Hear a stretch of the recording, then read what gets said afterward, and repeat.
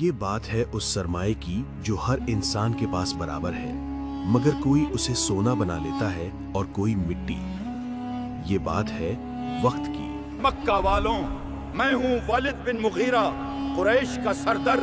میرے پاس دولت ہے، بیٹے ہیں۔ بالکل صحیح کہا سردار۔ آج کے زمانے میں جس کے پاس پیسہ ہے وقت اسی کا ہے۔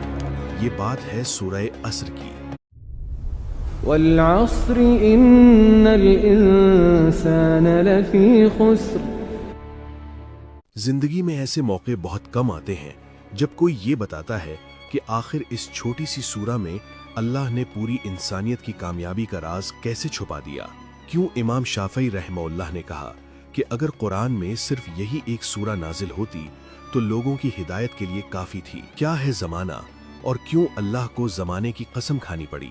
وہ دور جب مسلمان مکہ میں کمزور تھے، جب لوگ کہتے تھے کہ محمد صلی اللہ علیہ وسلم اور ان کے ساتھی ناکام ہو گئے، اپنا سب کچھ گوا بیٹھے، لیکن پھر آسمان سے یہ سورہ اتری۔ اسکالرز کہتے ہیں کہ یہ سورہ مکہ کے ابتدائی دور میں نازل ہوئی۔ یہ وہ وقت تھا جب اسلام نیا تھا، جو لوگ مسلمان ہو رہے تھے ان پر ظلم کے پہاڑ توڑے جا رہے تھے۔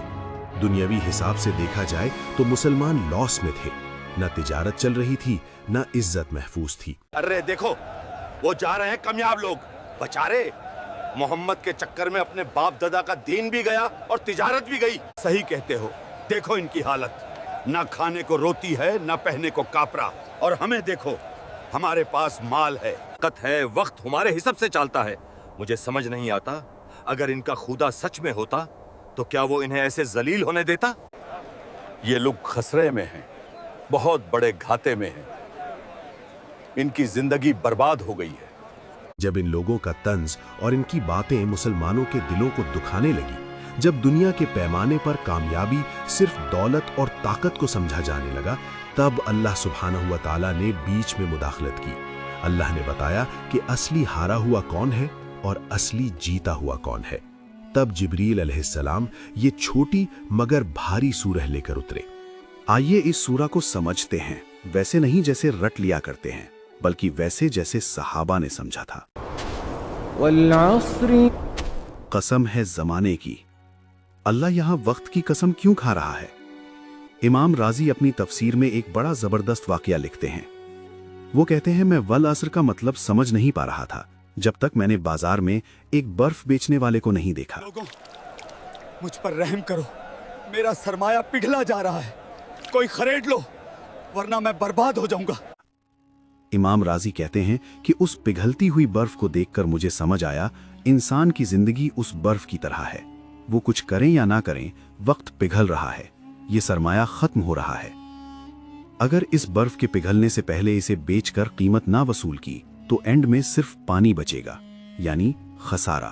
اس لیے اللہ نے اگلی ہی آیت میں فیصلہ سنا دیا، ان الانسان لفی خسر۔ بے شک انسان خسارے میں ہے۔ نوٹ کریں، یہاں کسی کافر یا مشرک کی بات نہیں ہوئی، یہاں لفظ انسان یوز ہوا ہے۔ میں، آپ، قریش، بادشاہ، فقیر، سب کے سب لاس میں ہیں۔ ہم سب ڈوب رہے ہیں۔ کیوں؟ کیونکہ ہر گزرنے والا سیکنڈ ہماری زندگی سے کم ہو رہا ہے، ہم موت کے قریب ہو رہے ہیں۔ میری دولت، میرے وہ دن کہاں گئے؟ میں نے، لیکن آج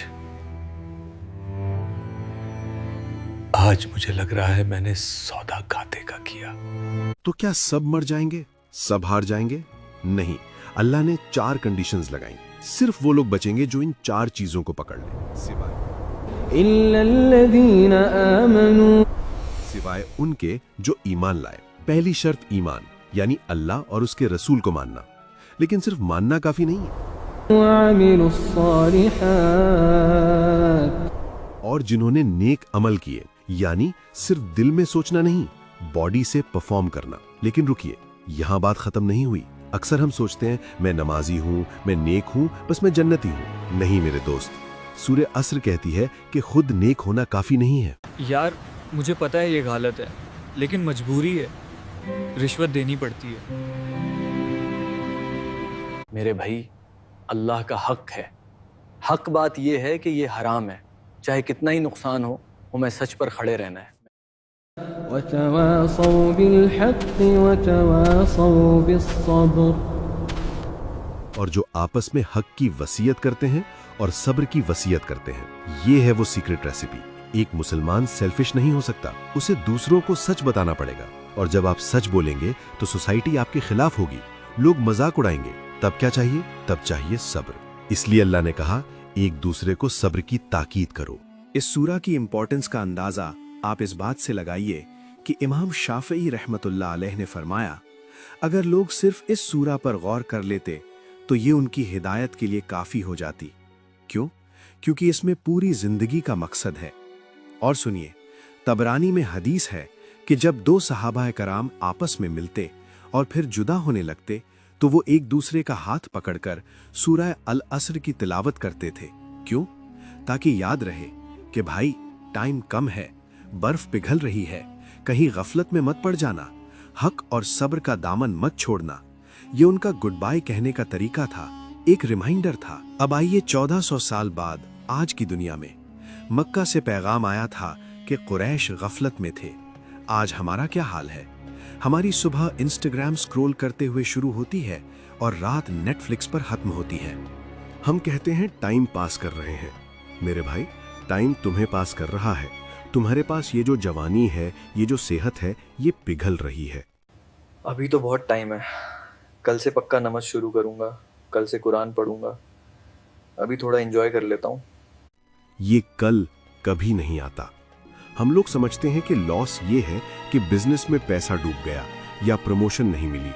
سورہ عصر بتا رہی ہے کہ اصلی لاس یہ ہے کہ تم دنیا سے گئے اور تمہارے پاس ایمان، عمل، حق اور صبر کا بیگ خالی تھا۔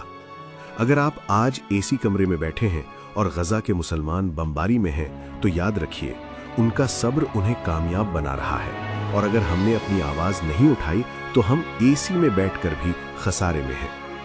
تو دوستوں، یہ تھی کہانی سورہ عصر کی، صرف 3 آیتیں مگر وزن پہاڑوں سے زیادہ۔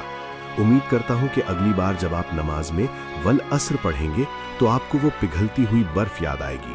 آپ کو یاد آئے گا کہ آپ کو صرف خود اچھا نہیں بننا بلکہ اپنے بھائی کو بھی حق اور صبر کی وصیت کرنی ہے۔ آخر میں وہی بات، ہمیں اپنی آنے والی نسلوں کو یہ بتانا ہے کہ سپر مین اور سپائڈر مین ہیروز نہیں ہیں۔ اصلی ہیروز وہ ہیں جو وقت کی قدر کرتے ہیں اور حق پر ڈٹے رہتے ہیں۔